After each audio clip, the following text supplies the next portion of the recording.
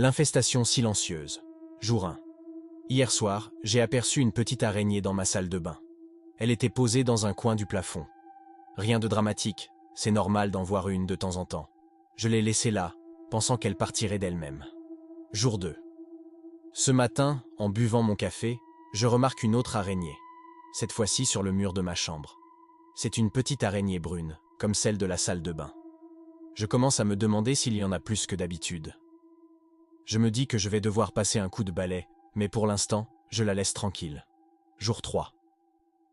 La nuit dernière, j'ai ressenti un petit picotement sur mon cou alors que j'étais au lit. Par réflexe, j'ai passé la main et j'ai senti une araignée que j'ai immédiatement écrasée. Je commence à me demander si quelque chose ne va pas. Je fais un tour rapide de l'appartement et je remarque quelques toiles dans des coins que je n'avais jamais remarqués avant. Je décide de chercher d'où elles viennent. Il y a un trou dans le mur, derrière l'évier. Probablement un espace par lequel elles se faufilent. Je mets de la pâte à joint pour le boucher. Jour 4. Aujourd'hui c'est pire. J'en trouve encore plus. Dans la cuisine, la salle de bain, le salon. Elles ne sont pas grosses, mais leur nombre commence à devenir inquiétant. Je vérifie à nouveau les fissures dans les murs et les fenêtres, mais tout semble en ordre. Je passe un coup de fil à un exterminateur pour venir vérifier, mais il ne pourra pas passer avant la semaine prochaine. En attendant, je me débrouille seul, nettoyant toutes les toiles que je trouve et pulvérisant un produit anti-araignée acheté en magasin. Jour 5. Je me réveille cette nuit avec une sensation de picotement sur mes jambes. En allumant la lumière, je découvre plusieurs petites araignées qui se déplacent sur mes draps. Horrifié, je saute hors du lit. C'est comme si elles étaient partout, dans chaque recoin de mon appartement. Je vérifie mon appartement à la recherche de l'origine de cette invasion. Finalement, je trouve le problème. Derrière une petite étagère de ma cuisine, il y a un nid. Une grosse boule de toile, et à l'intérieur, une masse grouillante de petites araignées en train d'éclore. Je réalise alors que j'ai affaire à une véritable infestation. Ce n'est plus une ou deux araignées, mais une colonie entière qui a trouvé refuge chez moi. Je passe la nuit à nettoyer, aspirer et pulvériser du produit partout. Jour 6. L'exterminateur est enfin venu. Après avoir inspecté mon appartement, il m'explique que c'est un phénomène assez courant, surtout à cette période de l'année. Les petites araignées cherchent à entrer dans les maisons pour pondre leurs œufs, et elles se cachent dans les fissures des murs, les conduits d'aération et derrière les meubles. Il traite l'ensemble de l'appartement et me rassure. D'ici quelques jours, le problème devrait être résolu. Quelques jours plus tard, je me sens enfin en sécurité. Plus aucune trace d'araignée.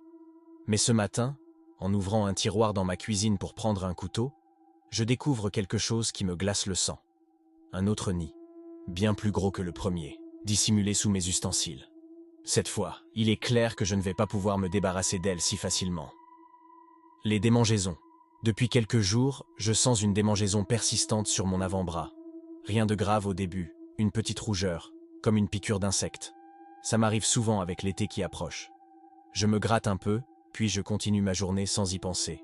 Mais le lendemain, la sensation empire. La zone qui démange devient plus sensible, légèrement enflée.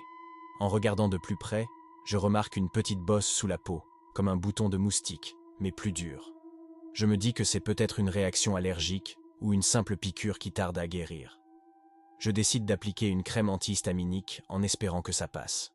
Le soir, la démangeaison est plus intense. Elle devient carrément gênante. En rentrant du travail, je m'installe dans le canapé et je ne peux m'empêcher de gratter. Je sens une petite pointe de douleur sous ma peau. Curieux, je passe mes doigts sur la bosse. Elle semble plus gonflée et je ressens une légère pulsation. Un frisson me parcourt l'échine. J'essaie de ne pas paniquer, mais l'idée qu'il pourrait y avoir quelque chose sous ma peau commence à me trotter dans la tête. Je me dis que c'est absurde, que c'est juste une inflammation. Pourtant, la sensation de mouvement est là, presque imperceptible, mais bien réelle. Le lendemain matin, je décide d'aller voir un médecin. Dans la salle d'attente, je ressens encore cette légère sensation de fourmillement sous ma peau, comme si quelque chose se déplaçait lentement. Lorsque le médecin examine mon bras, il fronce les sourcils. Il pense d'abord à une infection et parle d'un possible kyste. Mais après avoir palpé la zone, il semble plus inquiet. « On va inciser légèrement pour voir ce qu'il y a », me dit-il. Je sens l'aiguille de l'anesthésie locale, puis le scalpel qui tranche doucement la peau. Pendant quelques secondes, il ne se passe rien. Puis d'un coup, il retire quelque chose avec une pince. Mon cœur s'arrête quand je vois ce qu'il sort de mon bras. Une petite araignée, encore vivante, qui se débat dans l'air. Le médecin reste silencieux un instant, avant de lâcher un « c'est assez rare, mais ça arrive ». Il m'explique que l'araignée a probablement pondu ses œufs sous ma peau après m'avoir mordu pendant mon sommeil. Je suis abasourdi. Je me demande combien de temps elle était là. Combien d'autres œufs pourraient encore se trouver sous ma peau. Mais le médecin me rassure en disant qu'il semble n'y avoir qu'une seule araignée et que tout a été retiré. Je rentre chez moi, tremblant encore de ce que je viens de vivre. La démangeaison est partie, mais la peur, elle, reste. Désormais, chaque petite sensation étrange sur ma peau me ramène à cette araignée, cachée sous ma chair. Les jours passent et la situation empire. Chaque jour, je trouve de plus en plus d'araignées. Elles sont partout, dans les recoins des murs, sous les meubles, et même dans mes vêtements. Je fais le ménage, je passe l'aspirateur, j'utilise des sprays insecticides, mais rien n'y fait. Elles reviennent toujours, en plus grand nombre. Un soir, alors que je suis allongé dans mon lit, je sens quelque chose me chatouiller le bras.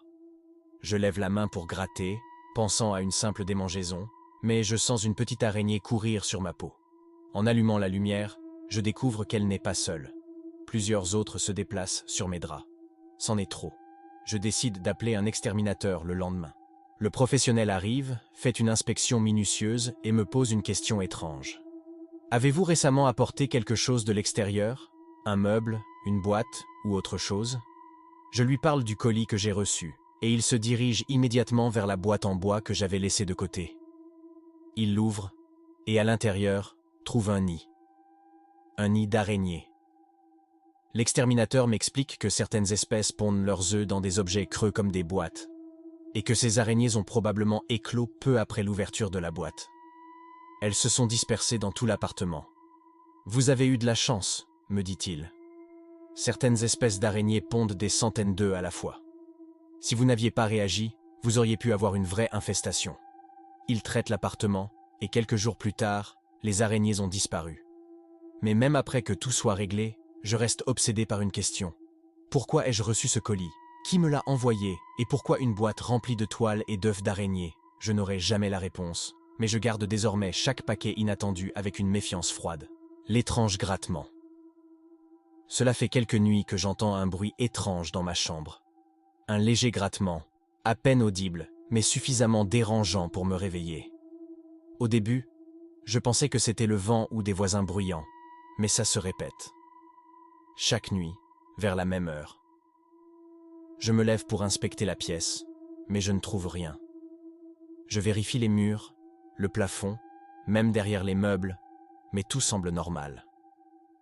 Pourtant, le bruit continue, toujours dans un coin de la pièce, quelque part près de mon lit. Je me dis que ce doit être un petit rongeur qui s'est infiltré dans l'appartement.